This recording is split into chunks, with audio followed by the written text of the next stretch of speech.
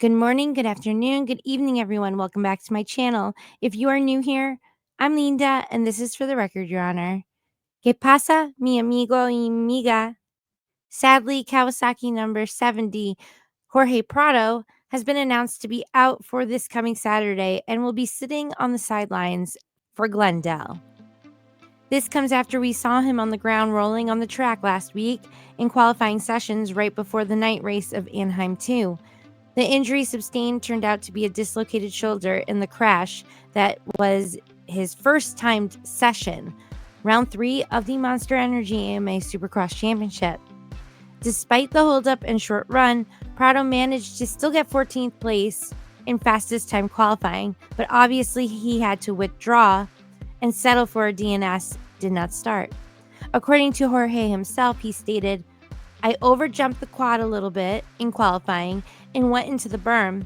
I tried to grab the net on the edge of the berm because I didn't have anywhere else to go, and as soon as I grabbed it, I felt my shoulder pop out. Oof.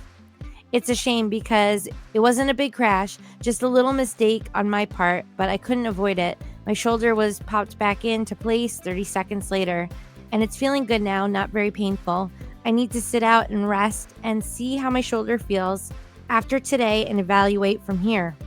Definitely give him time to rest on it. Trust me, I know from experience. I never properly took care of my knee, and since I never followed up on things and let it heal, a simple thing like a turn can just cause it to just randomly pop out and dislocate. Sometimes it pops right back in. Sometimes it does not. And this happened to me just the other day. I was making the bed and I turned the corner, and the way my knee turned, it just popped out of the socket, but popped back in. And when that happens, that freaks me out. It puts me in like a shock mode where I'm just like still like, oh, should I move? But then it's weird because sometimes it doesn't hurt right away.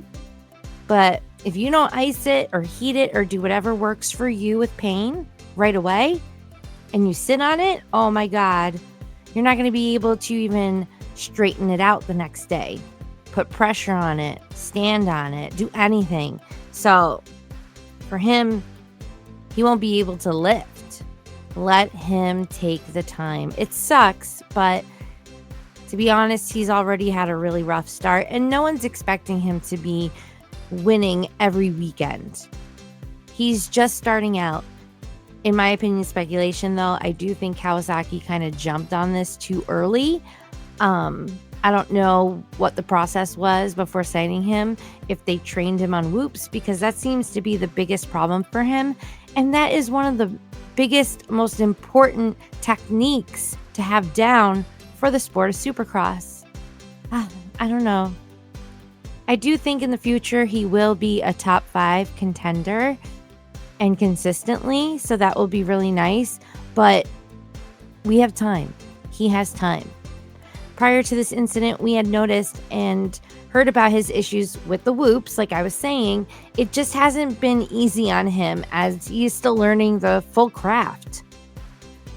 I don't know why, but when I see him hitting the whoops, his riding style or his body position when in the air, to me sometimes it just looks and seems a little stiff. He's built like a farmer boy, thick but fit, wide but just right for racing, which is good for a 450, but I just can't put my finger on it. There's something else that's a little off. It's possible he just tightens up when he's going into the section, as he might not just, he's not ready, he's not comfortable, he's not confident enough. What do you think? Will Jason Anderson, his teammate, start to be a friend and help him out as well as guide him into a better season with Cowie? Will we see him return to the track the following weekend at Raymond James Stadium in Tampa, Florida? I guess we shall see. Tell me in the comments down below, and I will see you hopefully in another update real soon. But before I sign off, here's just a peek of some culture news from his home country and what has been going on over there lately. Look, today's world is a bit scary and we don't know what is to come next. It could be here in America, Trump makes all these changes and everything seems smooth sailing. Or it could be Trump's leadership is not respected and things take a really bad turn.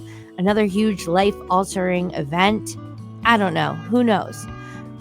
We can only hope for the best, and as humans, be kind and just learn to respect and understand others, not only in our land, but from other countries. Do a small but big part in trying to push world peace. Here's what's going on in Spain.